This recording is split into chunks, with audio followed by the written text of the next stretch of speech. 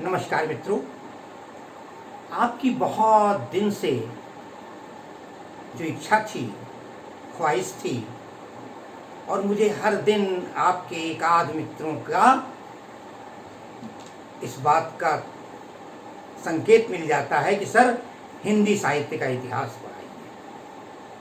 साथियों, हिंदी साहित्य का इतिहास वृहद है।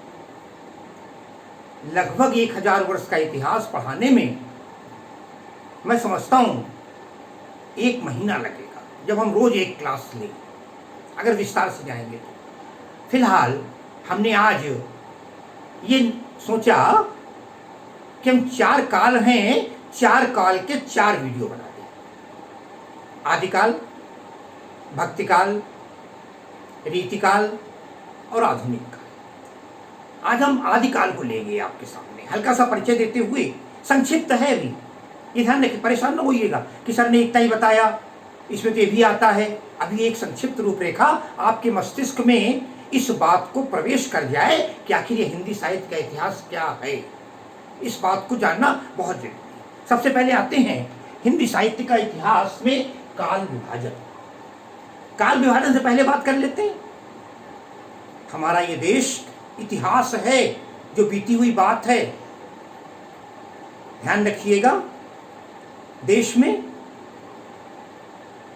तमाम विदेशियों का, चाहे वो इस्लाम धर्म वाले हों, चाहे वे अन्य धर्म वाले हों, विदेशी हों, देश में तमाम आक्रमण हुए। कन्नौज हो, कन्याकुमारी हो, ये पूरा क्षेत्र हमारा जो था, इतिहास के तमाम हमारे शासक, उनको आपने पढ़ रखा है। कोई भी मौर्य काल हो, गुप्त काल हो, हम उतने में नहीं जाएंगे गहराई में भी, क्योंकि संक्षिप्त परिचय आपको देना है। हर्षवर्धन, महाराज हर्षवर्धन की मृत्यु के बाद भारत के बहुत सारे हिस्से में भारतीय संस्कृति का समावेश प्रारंभ हो गया और भारत ने हिंदी को, पहले भाषाएं प्राकृत थी, अपभ्रंश थी, प्राकृत संस्कृत से निकली हुई थी। अपभ्रंश टूटी फूटी का मतलब ही होता है, अपभ्रंश थी। और फिर वो टाइम, शासकों का आना, उनका यहाँ जमना, और स्वाभाविक है युद्ध हुए, युद्धों की प्रबलता रही। तो इसमें तमाम लोगों ने इसका इतिहास लिखा।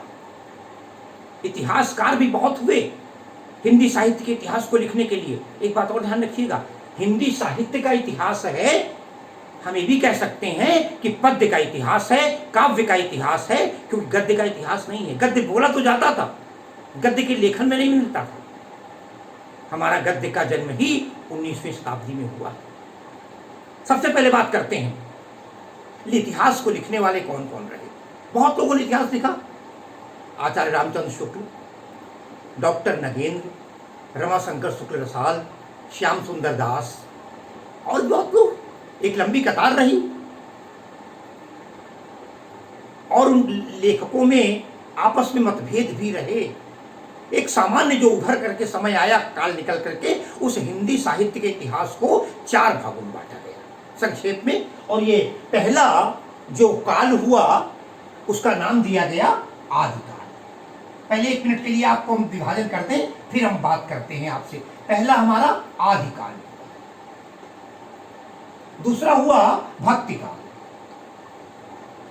दूसरे काल का नाम दिया गया भक्तिकाल, और तीसरे काल का नाम दिया गया रीतिकाल, और चौथे काल का नाम दिया गया आधुनिक काल।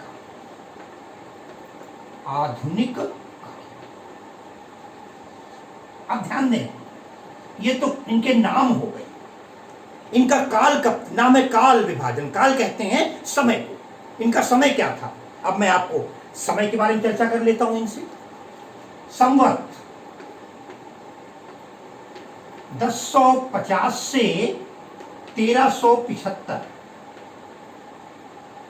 का समय आदिकाल कहलाया। संवत 1050 से 1375।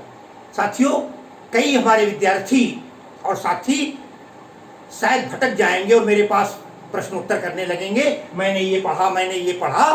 ध्यान रखिएगा, संवत लिखा हुआ है और संवत जो है हमारे सन से 57 साल बड़ा है, 57 ईयर्स। महाराजा विक्रमादित्य के नाम को अमर करने के लिए विक्रम संवत की स्थापना हुई थी और विक्रम संवत 57 अर्थात 57 साल बाद ये ईस्वी आई, सन आया। तो आपको संवत जब निकालना हो तो सन में 57 जोड़ दीजिए, और अगर संवत दिया है और सन निकालना है तो 57 घटा दीजिए। सीधी सी बात है, 1050 संवत है, सन नहीं है। ठीक है ना? संवत 1050 से लगभग 1000 हो गया सन। लगभग इस समय, जैसे इस समय चल रहा है हमारा 2021। अब अगर आपको संवत निकालना है, ध्यान रखिएगा, तो इसमें 57 जोड़ दीजिए। सीधी सी बात है, 2078, 78 ये हमारा इस वर्ष का संवत है। अब आइए, संवत 1050 से 1375 तक का समय, लगभग 3 वर्ष, 3.25 साल। कुछ लोगों ने 1000 से मान लिया है, 1400 तक मान लिया है, अलग अलग विद्वानों की मान्यता हुई। संवत 1050 से 1375 का समय आदिकाल कहलाया। नाम पर बात में करते हैं।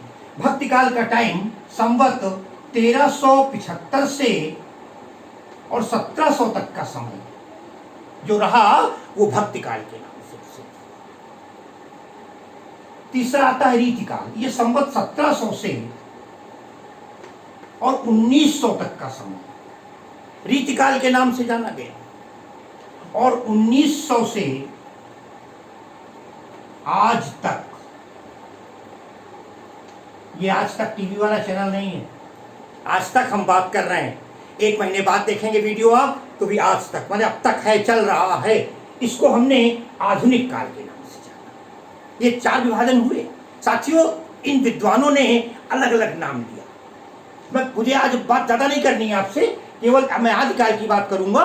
इसलिए आदिकाल, आदि का अर्थ होता है प्रारंभ। ध्यान रखिएगा, आदि माने प्रारंभ, क्योंकि एक शब्द आता है आदि अंत। आदि का प्रारंभ और अंत का मतलब समापन। तो आदिकाल माने प्रारंभिक काल। अलग अलग का नाम दिए लोगों ने इसको। वीर गाथा काल नाम बहुत प्रसिद्ध है, आज भी लोग पूछते हैं वीर गाथा काल के बारे में। ये सबसे अधिक अगर किसी का इतिहास प्रामाणिक माना गया। और एक बात और भी होती है, क्लास में अगर 40 विद्यार्थी हैं, विद्यार्थी तो सब हैं, अरे इतिहासकार तो सब हैं, इतिहास लिखने वाले तो सब हैं, लेकिन जो टॉपर विद्यार्थी है हम उसका नाम लिखते हैं अपने कीर्ति पटल पर, अपने बोर्ड पर, इसलिए कि उसको सबसे अधिक नंबर आए। मैं नहीं कह सकता कि आचार्य रामचंद्र शुक्ल को 100 में 100 नंबर दे दिए जाएं, लेकिन जितने इतिहास लिखे गए उनमें सर्वाधिक प्रमाणित, 100% नहीं कहूंगा, 100% नहीं कहूंगा, अरे उनका नाम ही नहीं रखा गया वीर गाथा काल। तो सबसे ज्यादा नाम जो हुआ, प्रमाणिक इतिहास जो माना गया, आचार्य रामचंद्र शुक्ल का हुआ। आज आपको बाजार में सैकड़ों किताबें मिलेंगी, और मेरे पास तो आए दिन लोग फोन करते रहते हैं, व्हाट्सएप पे बात करते हैं कौन सी किताब का नाम। मैं किसी किताब को प्रिस्क्राइब नहीं करता, सारी किताबों में घुमा फिराकर वही बात लिखी गई है। गहराई से अभी समझाने का समय नहीं है, जब मैं इनकी ब्रांचों पर बात करूंगा, आपसे शाखाओं पर बात करूंगा, तब और गहराई में जाऊंगा। तो ये हुआ आदिकाल। और भक्ति काल का समय 1375-1700, रीतिकाल 1700-1900, आधुनिक काल 1900 से आज तक, ये रहा। अब आइए आदिकाल की बात करते हैं। तो आदिकाल, इसे वीर गाथा काल भी कहा गया। बड़ी विचित्र स्थिति है भाई, कोई भी किसी का नाम देते हैं तो सोच समझ कर देते हैं। हमने कहा बगीचा, तो इसका मतलब फूल पौधे होंगे। हमने कहा मेडिकल स्टोर, तो इसका दवा की दुकान होगी। तो स्वाभाविक। हमने कहा रेलवे स्टेशन, वहाँ रेल होना चाहिए। हमने कहा बस अड्डा, तो वहाँ बस होनी चाहिए। हमने कहा क्लॉथ स्टोर, वहाँ कपड़ा होना चाहिए। तो कुछ लोगों ने नाम दिया इसका वीर गाथा का। वीर गाथा, वीरों की गाथाएं, लड़ाइयाँ हुई थी, उन लड़ाइयों का वर्णन है, इसलिए लोगों ने वीर गाथा काल नाम दिया। मगर विवाद भी हुआ कि केवल वीर गाथा, खाली लड़ाई थोड़ी हुई, बहुत चीजें हुई। धार्मिक बात भी मिलेगी आपको, नारियों का श्रृंगार भी मिलेगा आपको, राजाओं की प्रशंसा भी मिलेगी आपको, इन तमाम चीजों के साथ। इसलिए इसका जो सर्वाधिक मान्य, अगर वीर गाथा काल और आदिकाल, ये 2 नाम ही प्रारंभिक काल न कहें, यही दो नाम। इसके पूर्व के काल को हालांकि आचार्य शुक्ल ने अलग नाम दे दिया।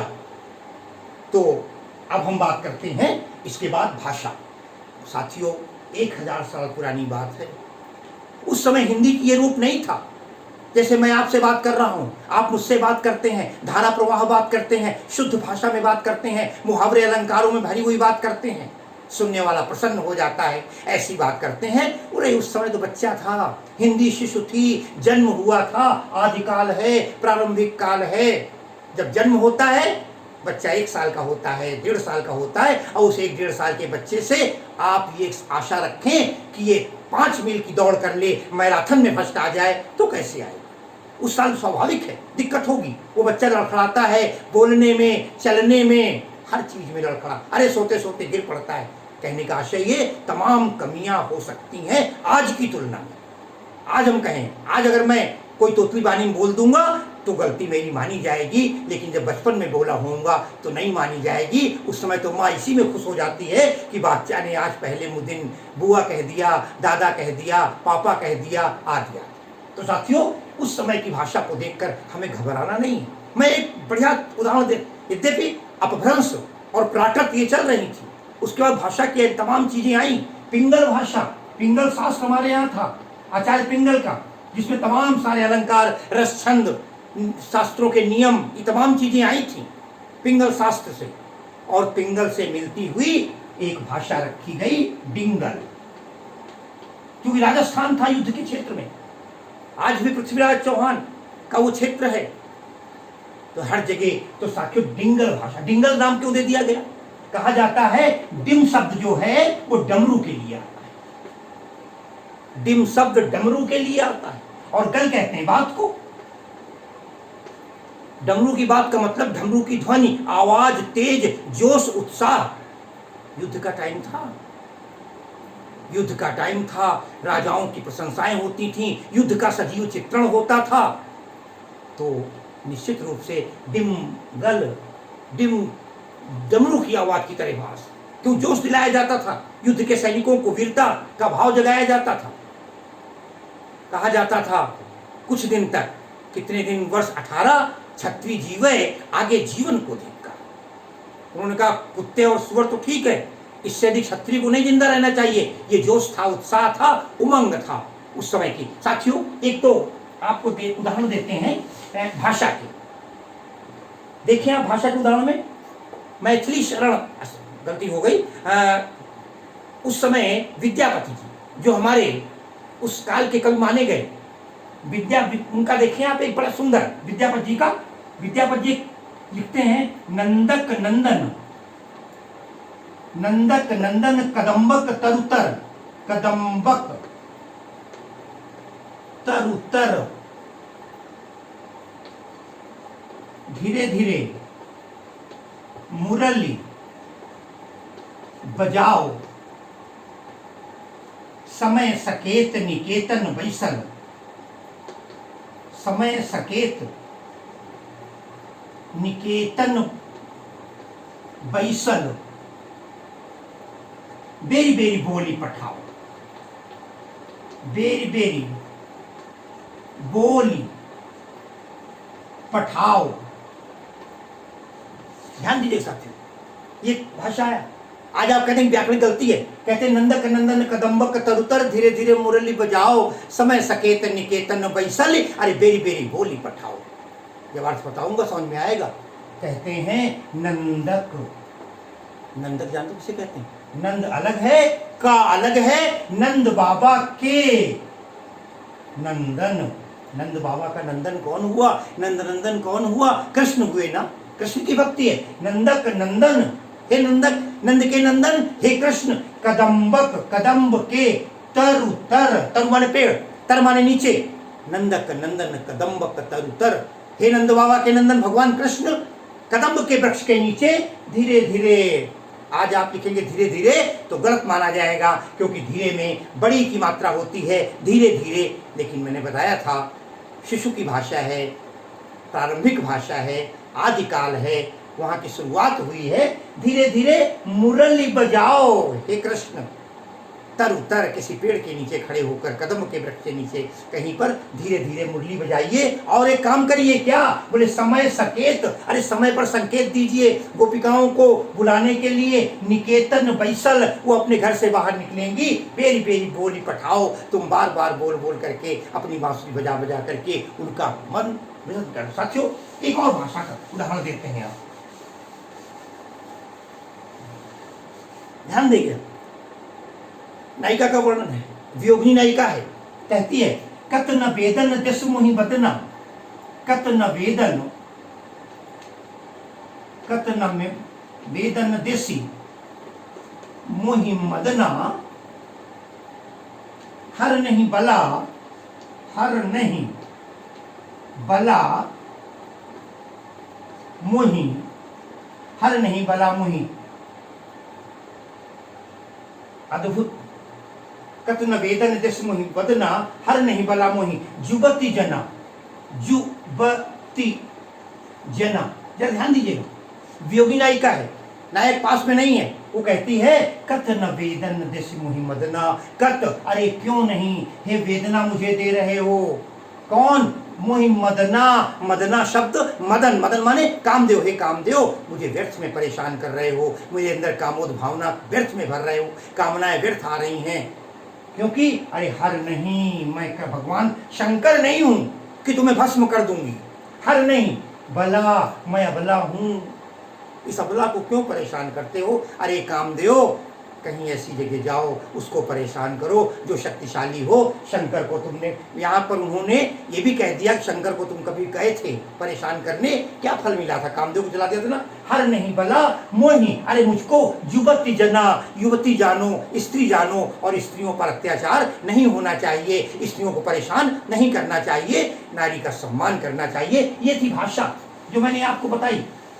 साथियों, तो भाषा का ये रूप था।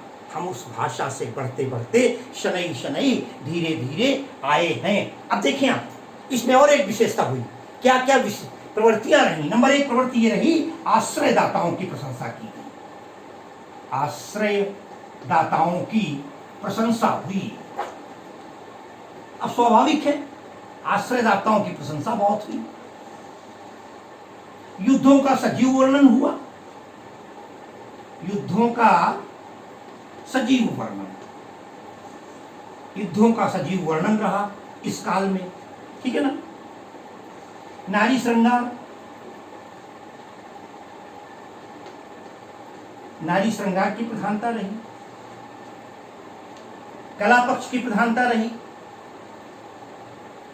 कला पक्ष की, ये ध्यान रखिएगा, आपको हो सकता है दसियों प्रवृत्तियां याद हों, लेकिन मैं एक संक्षेप में बात आपसे कर रहा हूं, इसलिए राष्ट्रीयता का अभाव रहा। एक बात और रही, विशेष रूप से मैं ज्यादा नहीं लूंगा इसको, प्रवृत्तियों को, राष्ट्रीयता का अभाव रहा। और इस विशेषता, और एक बात बता दें आपको, इस काव्य में जो हमारे यहाँ विशेष रूप से हुआ, उसमें पृथ्वीराज रासो, परमाल रासो, चंद्रवरदाई का पृथ्वीराज रासो जैसा ग्रंथ बहुत प्रसिद्ध हुआ। इतना ही नहीं, विशलदेव रासो लिखा गया जो नरपत नाल का था। परमाल रासो आला खंड जिसे कहा गया बाद में, आला वगैरह में भी चला। अब देखें, आश्रयदाताओं की प्रशंसा हुई। स्वाभाविक है, राजा लोग थे, युद्ध चलते थे तो उनकी जय जयकार की जाती थी, जो परंपरा चलती रही, चाटुकारिता भी कह सकते हैं। युद्धों का सजीव वर्णन हुआ, युद्ध का काल था, वीर गाथा काल इसे नाम दिया गया, सजीव वर्णन था। अब स्वाभाविक है, नारी श्रृंगार। साथियों, युद्ध होते ही क्यों थे? युद्धों का मतलब था 3 चीजें, कहा जाता ना, जर जमीन जोरू, यही 3 तो लड़ाई कारण हुआ करते थे। सुरा सुंदरी संपत्ति। चाहे महाभारत युद्ध हो जाए, नारी के कारण ही तो हुआ। यदि दुर्योधन या दुशासन के द्वारा द्रौपदी के साथ अन्याय न होता तो शायद महाभारत का युद्ध न होता। सीता को रावण द्वारा अपहरण न किया गया होता तो राम रावण का युद्ध न होता। तो युद्ध का कारण ही नारी रही। किसी राजा ने अपहरण करवा लिया, उठा लिया, तो कहते नारी श्रृंगार का भी वर्णन खूब हुआ, नारियों को दिया गया। कला पक्ष की प्रधानता रही। तमाम सारे कला पक्ष का मतलब हम कह सकते हैं तमाम सारे, जैसे बढ़िया भाषाएं, छप्पे, ये हमारे छंद रहे उस समय के। छप्पे, दूहा, छप्पे था, दुहा थे, कवित्त थे, ताटक तोटक कवित्त, ये सब छंद रहे। कला पक्ष में निश्चित रूप से अलंकार भरे थे, श्रृंगार की प्रधानता थी, वीर रस की प्रधानता थी इस काव्यों में। ये समय का रहा। इस काल में जो भी कवि हुए, चाहे वो कवियों में चंद्रबरदाई हो, नरपत नाल हो, है ना, या विद्यापति, इनकी एक लंबी कतार है कवियों की भी। उन सभियों ने अपने अपने साहित्य को दिया जिसकी विवेचना हो। इन तमाम चीज़ों को लेते हुए हमारा ये काल बहुत ही, कन्नौज, दिल्ली, अजमेर, ये पूरा क्षेत्र था जो युद्ध से भरा पड़ा था। युद्धों की जहाँ सरगर्मियाँ होती थीं, लड़ाइयाँ होती थीं, कई जगह युद्ध में पराजय और जय उनका वर्णन है, पशुओं का वर्णन है, अस्त्र शस्त्रों का वर्णन है। ये कुल हमारा एक संक्षिप्त सा मैंने आपको आदिकाल की विवेचना की है। लड़ाई, धार्मिक भाव भी आए, धर्म की उपासना हल्की फुल्की हुई, विद्यापति ने कीर्ति पदावली है उनकी, और भी तमाम है। तो ये सारी चीज़ें मिली और ये सारे इतने सारे कवि ने मिलकर जो इस काव्य को समुचित स्थान दिया, उससे हमारा नींव है।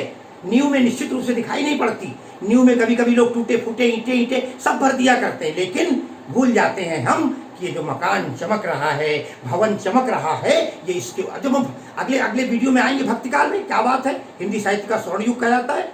तो ये 1050 से 1375 का समय आदिकाल या वीरगाथा काल नाम दिया गया। अनेक, बस मुख्य बातें आपको यही याद रखनी है। ये इसका समय था, इसके 3-4 कवि 5 नंबर मैंने आपको बता दिए, वो ध्यान रखना है। इतिहासकार कौन कौन हुए ये मैंने बता दिया। मुख्य प्रवृत्तियाँ क्या क्या रहीं, भाषा उस समय डिंगल पिंगल अपभ्रंश और अलग अलग लोगों की तरह चलती रहीं, वो सारा राजस्थान का पूरा प्रभाव रहा।